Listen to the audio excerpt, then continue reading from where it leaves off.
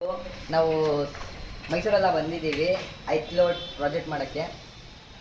ಅಂದರೆ ಬೇರೆ ಜಾಗ ಎಲ್ಲ ಸಿಂಗಲ್ ಫೇಸ್ ಯೂಸ್ ಮಾಡ್ತೀರಾ, 5 ಕಿಲೋವಾಟ್ಗೆ ನಾವು 3 ಫೇಸ್ ಯೂಸ್ ಮಾಡಿದ್ದೀವಿ. ಯಾಕೆಂದರೆ ಮನೆ ಮೀಟರು 3 ಫೇಸ್ದು. ಇದು ನಾರ್ಮಲ್ 5 ಕಿಲೋವಾಟ್ಗೆ ಹೆಂಗೆ ಹಾಕ್ತಾರೆ DC ಬಾಕ್ಸು, ಹಂಗೆ ಮಂಚಿಂಗೆ ಬರೋದು. ಎಲ್ಲ ಕಂಟ್ರೋಲ್ ಆಗಿ ಇನ್ವರ್ಟರ್ಗೆ ಹೋಗುತ್ತೆ. ಇನ್ವರ್ಟರಿಂದ ನಮಗೆ AC ಬಾಕ್ಸು 3 ಫೇಸ್ದು ಇರೋದು. Inverter and AC box 3 phase ಎರಡೂ ಇರೋದು. ಇಲ್ಲಿಂದ ಮನೆ ಮೀಟರು 3 ಫೇಸ್ ಇಲ್ಲ, ಅದಕ್ಕೆ ಮನೆ ಮೀಟರ್ಗೆ ಸೇಮ್ ನೋಡ್ಕೊಂಡು ಹಂಗೆ ಮಾಡ್ತಾ ಇರ್ತೀವಿ ನಾವು. ಎಲ್ಲ ತೋರಿಸ್ತೀನಿ. ಇವಾಗ ಸೋಲಾರ್ ಇನ್ನೂ ಹಾಕಿಲ್ಲ, ಇದು ಬಾಕ್ಸ್ ಎಲ್ಲ ಬಂದಿದೆ, ಇವಾಗ ಹಾಕಿದ್ದೀವಿ. ಸೋಲಾರ್ ಬಂದೈತೆ. ಸೋಲಾರ್ ಹಾಕಿ ಮುಂಚೆ ವೀಡಿಯೋ ಮಾಡ್ತೀನಿ. ಸೋಲಾರ್ ಮೇಲೆ ತಟ್ಟೋದು ಹೆಂಗೆ ಆಗೋದು, ಯಾವ ಏರಿಯಾ ಹೆಂಗೆ ಕನೆಕ್ಟ್ ಆಗೋದು ಎಲ್ಲ ತೋರಿಸ್ತೀನಿ.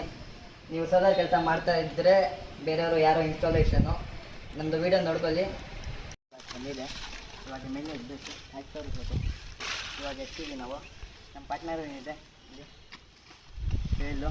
ಇವಾಗ ಮೇಲೆ ಎತ್ತೀವಿ ನೋಡಿ, ವೀಡಿಯೋ ಅದು ಮಾಡ್ತೀವಿ. ನೋಡ್ಬೋದು ನಾವು ಇದು ಇನ್ವರ್ಟರ್ದು ಔಟ್ಪುಟ್ ಆಗ್ತಾ ಇರೋದು. ಇನ್ವರ್ಟರ್ ಔಟ್ಪುಟ್ ಇವಾಗ AC ಗೆ ಕನೆಕ್ಟ್ ಮಾಡ್ತಾ ಇದ್ದೀವಿ. ಇನ್ನೂ ಸ್ವಲ್ಪ ಹೊತ್ತಲ್ಲಿ ಅದೆಲ್ಲ ವೈರಿಂಗ್ ತೋರಿಸ್ತೀನಿ ನಿಮಗೆ. ಇದು ಇಷ್ಟೇ ಬರೋದು, ಇದು ವೈರು. ಇದು ಸಿಂಪಲ್ ಇನ್ವರ್ಟರಿಂದ AC ಗೆ ಹೋಗುತ್ತೆ. ಇದು ಇನ್ವರ್ಟರ್ದು ಔಟ್ಪುಟ್ಟು. ಇಲ್ಲಿ ಮುಂದೆ ಬನ್ನಿ ತೋರಿಸ್ತೀನಿ ನಿಮಗೆ. ಇಲ್ಲಿ ಬ್ಲ್ಯಾಕ್ ವೈರ್ ಬರುತ್ತೆ. ಇಲ್ಲಿ phase 1 red, L2 phase 2 yellow, phase 3 blue. ಇದು P ಅರ್ಥಿಂಗು. ಇದು N ಇದೆಲ್ಲ, ಇದು ನ್ಯೂಟ್ರಲ್ಲು ಬ್ಲ್ಯಾಕ್ ಕಲರ್ದು ಬರುತ್ತೆ. ಇಲ್ಲಿ ಗ್ರೀನ್ ವೈರ್ ಬರುತ್ತೆ. ತಿರ್ಗಾ ಅಲ್ಲಿ ಬನ್ನಿ, ತಿರ್ಗಾ ಅಲ್ಲಿ ಕನೆಕ್ಟ್ ಆಗುತ್ತೆ ಸೋಲಾರ್ ಇನ್ವರ್ಟರು.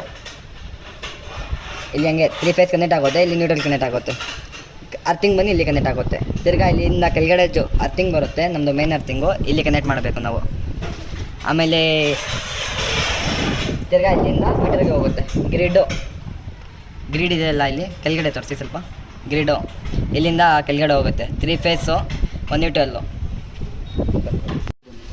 ಅರ್ಥಿಂಗು ಇಲ್ಲಿ ಒಂದು ಅರ್ಥಿಂಗ್ ಮಾಡಿದ್ದೀವಿ.